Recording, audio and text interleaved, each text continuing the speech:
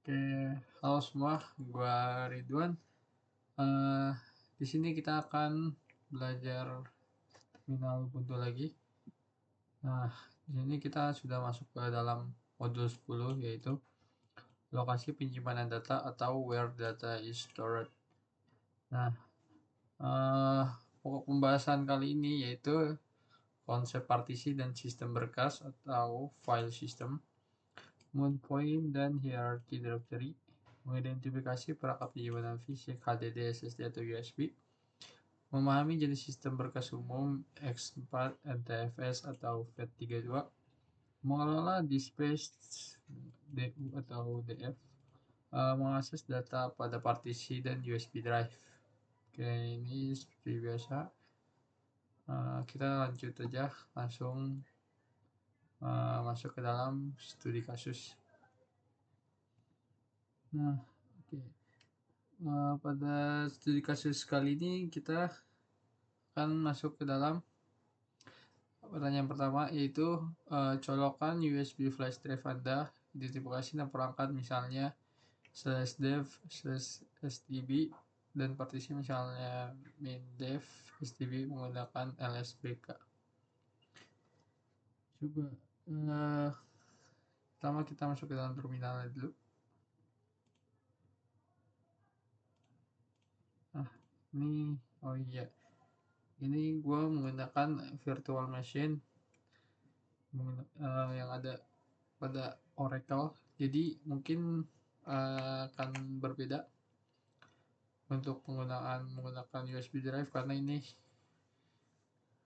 hanya berbentuk virtual si OS Ubuntu ini, tapi harusnya buat di OS langsung itu sih bisa.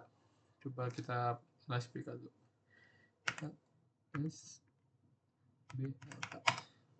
Nah, ini penggunaan dalam tidak menggunakan USB drive. Nah, ini langsung dicoba, tapi sekarang kita coba dengan USB flash drive. Apakah ada perbedaan? Mudah-mudahan aja sih ada ya. Kalau nggak ada berarti memang harus yang benar-benar install. Nah, di sini tuh bacanya masuknya ke Windows ya, bukan ke si Ubuntu. Coba kita apakah ada perbedaan? Ya, tidak ada perbedaan.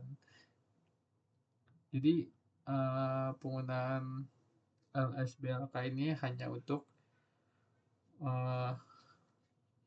penginstalan OS-nya langsung dalam storage sekalian. Jadi kalau menggunakan virtual itu tidak akan terbaca. Begitu. Jadi kita langsung skip aja, masuk ke pertanyaan nomor 2. Jika USB Anda sudah termount secara otomatis, unmount terlebih dahulu.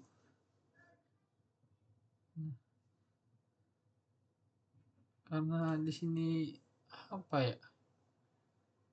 Kita menggunakannya pakai virtual, jadi kemungkinan tuh harusnya nggak bisa ya, karena percuma. Jadi tuh di SBLK nya juga sama aja, begitu-begitu juga, tidak ada yang diinin. Jadi biarkan saja.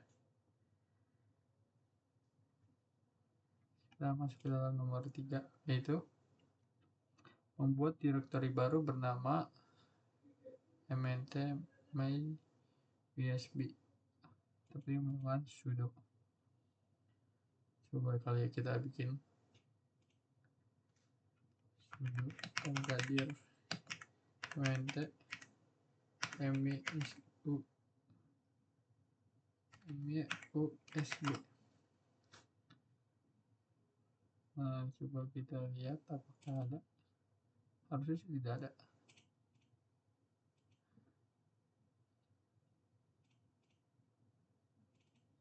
Iya benar, tidak ada.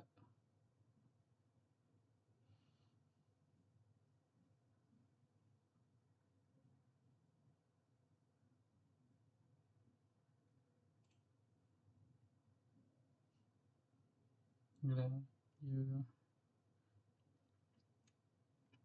sekarang kita lanjut dalam nomor 4, yaitu mount partisi USB Anda ke coba.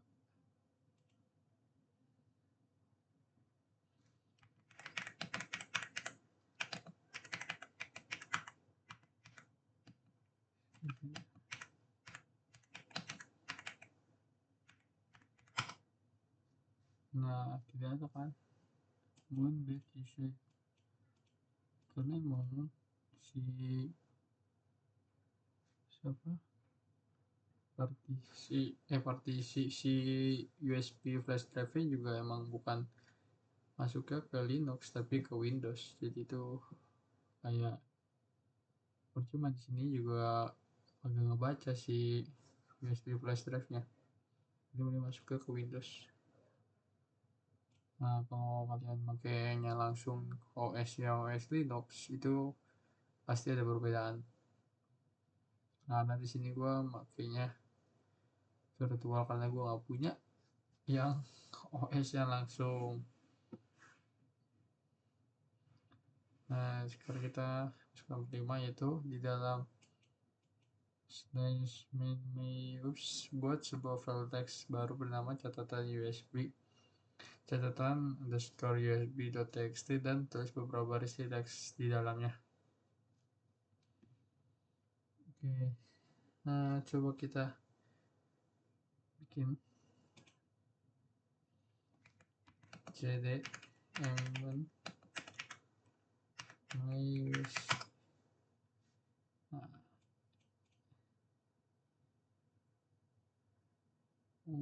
kalau masuk ini harusnya ada, tapi dia bukan dalam si flash disk, tapi dari si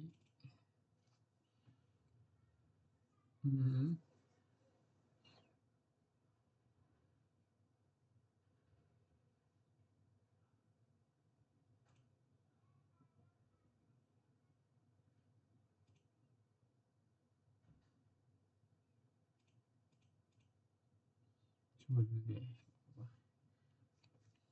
nano catatan USB text. Nah, ini kita bikin ini seperti apa ya namanya, notepad di Windows, tapi ini berbentuk dalam terminal. Masukin aja apa aja yang ingin kalian masukkan. Contohnya sini ini adalah catatan USB. File ini dibuat pada praktikum sistem operasi. Nah, setelah itu untuk save yaitu Ctrl+O, enter, Ctrl+X. Ya.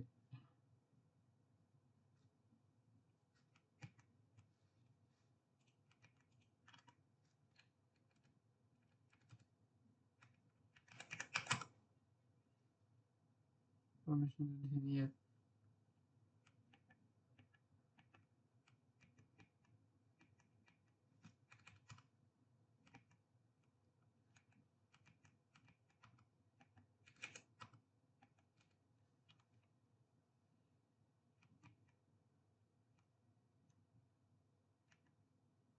Nah, tapi itu harusnya kalau di save tuh bisa. Kan gue juga nggak tahu kenapa tidak bisa. Nah, setelah itu kita masuk ke dalam nomor 6, unknown USB drive dari myusb. Coba kita cobain unknown myusb. Nah, kalau tidak ada, karena memang tidak ada. Nah, tapi penjelasan unknown di sini yaitu dilakukan agar data aman sebelum USB dicabut, seperti apa ya namanya, eject. Mungkin kalau di Windows kalian klik kanan eject. Nih, di sini bisa. Nah, ini klik kanan nih, eject untuk lebih amannya tanpa ada takutnya korup. Mungkin gitu. Ini caranya sama kalau di Linux seperti ini cara untuk mengeject si flash drive ya. Sekarang kita masuk ke dalam nomor 7, yaitu hapus directory mon my USB.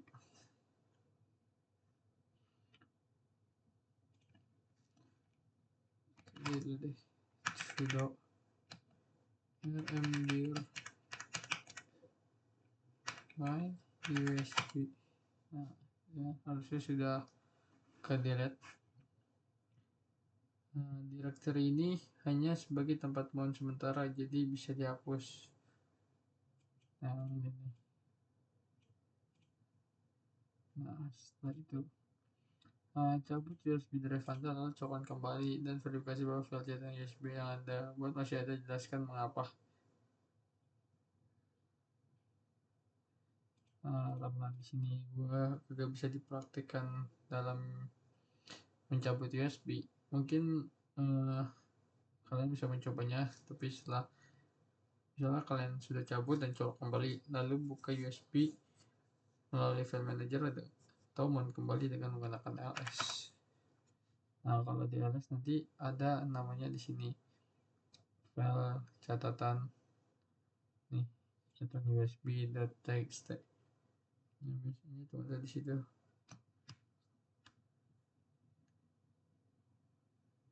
Oke.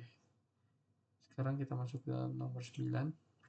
Cari tahu berapa banyak ruang teks yang digunakan oleh directory home Anda dan berapa banyak ruang bebas yang tersedia pada partisi root.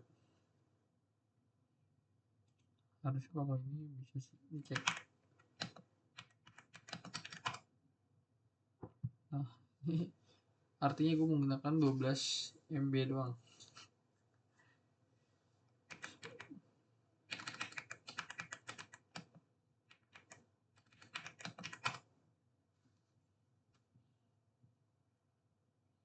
Nah, di sini sekitar gue menggunakan file system sekitar 1 GB, pakainya 41 MB, dan masih bisa digunakan sekitar 945 MB use atau penggunaannya hanya 5%. Mount ini termasuknya di mountnya setelah sini. Oke, jadi mungkin itu aja prakteknya, tidak bisa menjelaskan terlalu banyak karena gue menggunakan virtual, jadi bisa dicoba. Harusnya dalam penjelasan ini bisa ada perubahan dari yang kalian coba. Nah, mungkin gue hanya bisa membantu dalam analisa dan pembahasan. Nah, untuk analisa pembahasan, pertanyaan pertama yaitu jelaskan perbedaan antara partisi dan sistem berkas. Mengapa sebuah partisi harus diformat dengan sistem berkas sebelum dapat digunakan? Oke, partisi itu adalah pembagian fisik atau logis dari media penyimpanan seperti hard disk atau flash drive. Nah, sistem berkas atau file system adalah aturan untuk menyimpan, mengatur, dan membaca file di dalam partisi. Mengapa harus diformat? Karena tanpa sistem berkas, sistem operasi tidak tahu bagaimana cara menyimpan dan membaca data di partisi tersebut. Itu. Oke, sekarang kita masuk ke nomor 2. Apa yang dimaksud dengan mount point di Linux? Mengapa konsep ini penting untuk mengakses data dari perangkat penyimpanan? Berikan contoh mount point default yang sering Anda lihat. Oke, pertama kita menjelaskan dulu tentang mount point itu. Mount point adalah directory tempat sistem Linux yang menghubungkan perangkat penyimpanan agar bisa diakses. Nah, pentingnya mount point itu, tanpa mount point data di perangkat penyimpanan tidak bisa dibaca oleh sistem. Contoh mount point default itu bawaannya seperti ini, si slash atau artinya root atau home atau boot gitu, media, karena tidak ada. Nah, tujuannya itu mount point itu sebagai pintu masuk untuk mengakses data dari perangkat penyimpanan yang ada di Linux. Seperti itu. Kita masuk ke dalam nomor 3, itu dalam skenario apa yang Anda akan memilih untuk memformat USB flash drive dengan FAT32 atau exFAT daripada exFAT atau NTFS. Oke, saya memilih FAT32 atau exFAT ketika USB digunakan di banyak sistem operasi seperti Windows, Linux, atau macOS. Nah, untuk flash drive, kamera, atau penyimpanan umum. Nah, alasannya itu FAT32 dan exFAT lebih kompatibel dibanding ext4 atau NTFS. ext4 khusus untuk Linux. NTFS itu lebih optimal untuk Windows. Jadi perbedaannya seperti tadi. Jadi untuk penggunaannya tuh masing-masing ada kekurangan dan kelebihan. Kalau ext4 bagusnya di Linux, NTFS itu lebih optimalnya ada di Windows. Seperti itu. Nah, sekarang kita masuk nomor 4. Jika Anda memiliki dual boot Windows dan Linux, bagaimana Anda akan mengakses file dari partisi Windows Anda di Linux CLI? Perintah apa yang mungkin Anda gunakan untuk mengidentifikasi partisi Windows Anda? Nah,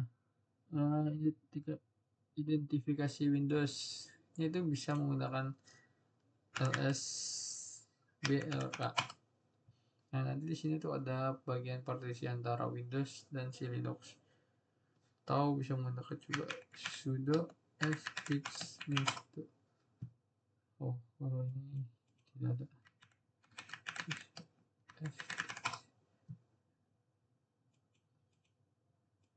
Jadi hanya berarti biasanya itu kita menggunakan lsblk. Kalau yang ini nggak bisa, jadi lebih baik menggunakan ini aja. Ini juga lebih mudah juga sih dibacanya. Nah, kita masuk nomor diskusikan pentingnya unmounting perangkat penyimpanan eksternal sebelum mencabutnya. Apa resiko jika Anda tidak melakukan unmount? Oke, unmount sendiri penting karena untuk memastikan semua data sudah ditulis ke perangkat dan mencegah kerusakan file. Risiko jika tidak di-unmount itu bisa filenya rusak, data bisa hilang, sistem berkas bisa jadi korup. Nah, seperti itu penjelasannya. Nah, mungkin hanya itu saja yang bisa dapat saya sampaikan untuk modul 10 ini. Mungkin kita akan lanjut aja ke dalam modul 11 dalam beberapa hari ke depan. Terima kasih.